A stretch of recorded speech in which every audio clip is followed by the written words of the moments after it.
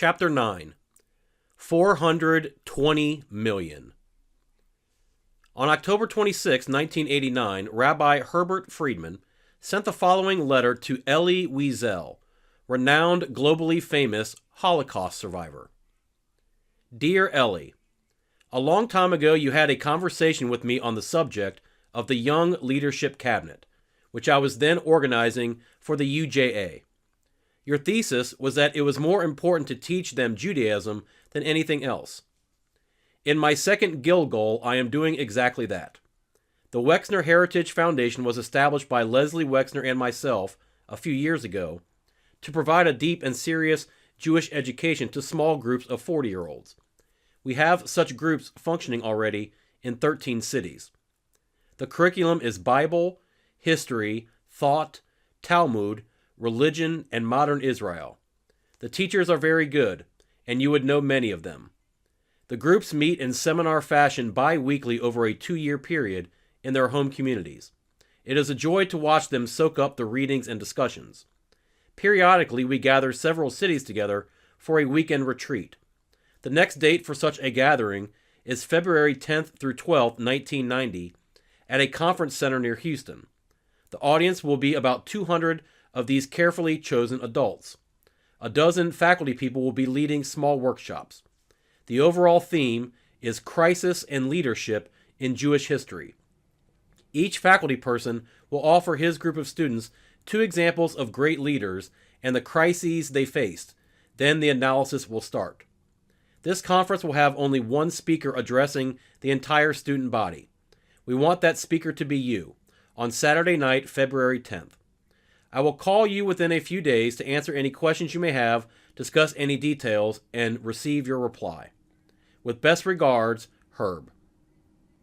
On November 30th, 1989, Rabbi Herbert Friedman sent the following correspondence to Leslie Wexner. Dear Les, the February 9th through 11th weekend retreat will be held at the Woodlands Conference Center near Houston. It is a lovely place with all the good technical facilities we once spoke about, plus good residential and dining quarters. The cities in attendance will be Houston, Miami, Boca Raton, Atlanta, and Washington, approximately 100 students and 50 spouses. The theme is Crisis in Leadership, and each faculty member has been asked to select 2 Jewish historical personalities and a crisis which each one experienced in his lifetime. This crisis will then be analyzed. We wanted you to speak Friday night after dinner on the same theme, with specific reference to the major financial crisis which you and the Limited went through about 10 years ago. Many news articles have alluded to this episode, and you yourself mentioned it in passing during one of your talks at Snowmass 2 years ago. But your audience, which loves it when you reveal your inner thoughts to them, would learn much from a detailed description of how you lived and worked your way through a major crisis in your life and business. Would you be willing to undertake this assignment? Please let me know as soon as possible. We will do the Pinchas Peli Memorial Saturday night in the presence of his widow and the president of Ben-Gurion University where he taught. President Elada will be in the U.S. for a fortnight at the very time of our retreat, so he readily accepted our invitation. It will be a very nice program in toto, and I know you will enjoy it. Fond regards, Herb. On February 9th through 11th, 1990, the Wexner Heritage Foundation had their winter retreat at the Woodlands Inn in Houston, Texas. The theme of the retreat was Crisis and Leadership in Jewish History. The focus was on Russian Aliyah, and the retreat was dedicated to the memory of Wexner Heritage Foundation faculty member Rabbi Dr. Pinchas Peli, scholar, teacher, beloved friend. On March 27, 1990, Rabbi Herbert Friedman sent the following correspondence to all alumnus of the Wexner Heritage Foundation February Winter Retreat. Dear alumnus, if you think of history as a stage across which events unroll, then the question is where in the theater you want to be. There are only 2 locations, either in the audience as a spectator or on the stage as a player. Where do you want to be in the current drama of Russian Jewish migration? Current started in 1971. That was the first year of major movement. You may have been too young then to have taken notice. There is a strange phenomena about history. It can happen all around you, without you even being aware. Many people miss many moves, which occur right in front of their eyes, in 20-second news bites, and are as quickly forgotten, never recognized as part of a pattern or a trend or a larger tapestry. The Soviet government started to open its doors in 1971, closed temporarily in 1974 after the Yom Kippur War, as a sign of Russian solidarity with their Arab client states, reopened a year later in 1975, and reached the high point of more than 50,000 persons in 1979, following which it scaled downward to zero rather quickly. During that period of less than a decade, when you were possibly not looking, 250,000 Russian Jews came out, 2/3 to Israel, 1/3 to the United States. Isn't that unbelievable? How many migrations of that size took place in earlier decades? Only 2, Morocco and Romania. I think the Jewish state and the Jewish people made a mistake regarding that first wave. The Russians presented a sort of price list, and we should have accepted it.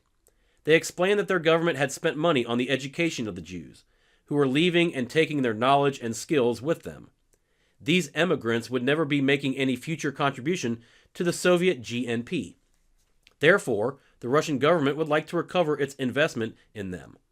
The reasoning sounded logical to me. The prices seemed fair. The highest amount was $45,000 for a person who had earned a doctorate. And I felt that we, the Jewish nation, agreed graciously and quietly we could enjoy a steady, uninterrupted flow of people over a long time until the reservoir of those who wanted to emigrate was exhausted. Other American and Israeli leaders, in positions of authority and responsibility, felt we should not give in to this blackmail on principle. I was a lone voice and lost. Well, for the next decade of the 1980s, there was constant pressure on the Soviets, from the United States and other governments, from world Jewry and many non-Jewish supporters. Pressure as well from the internal Gorbachev liberalization moves. And finally, at the end of the 80s, emigration began again, swelling almost immediately to a flood. So, here we are today, and this time you are fully aware of it. Daily articles in the press tell all the details. Open advertisements in the Anglo-Jewish papers trumpet the huge campaign to raise the money.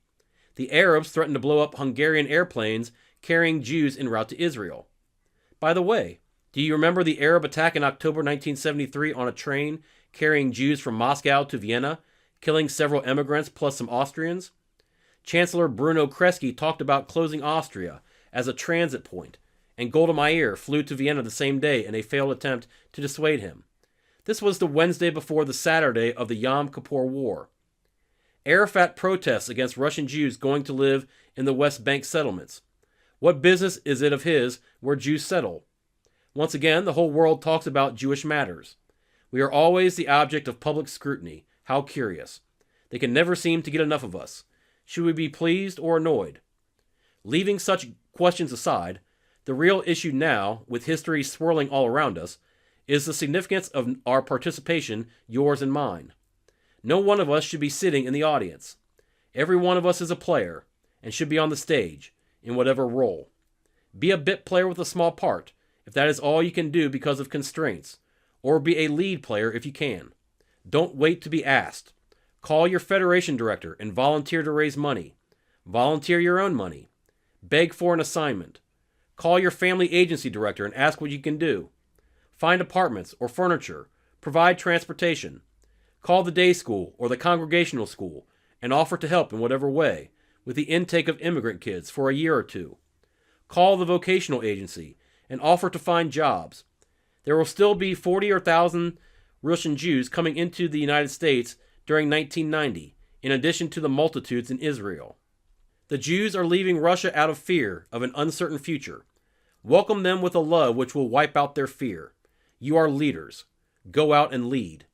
I feel in my heart that you are probably already heavily engaged, but I'm writing this letter just to make sure. Raising an extra $420 million above and beyond the normal campaign is not an impossible target. If enough people work hard enough, it is quite doable. Put other things aside for a few months. Get this job done. Give to Israel the moral support which a successful financial campaign represents. Lots of money and high morale usually go together. Then we can catch our breath and see what the next phase demands.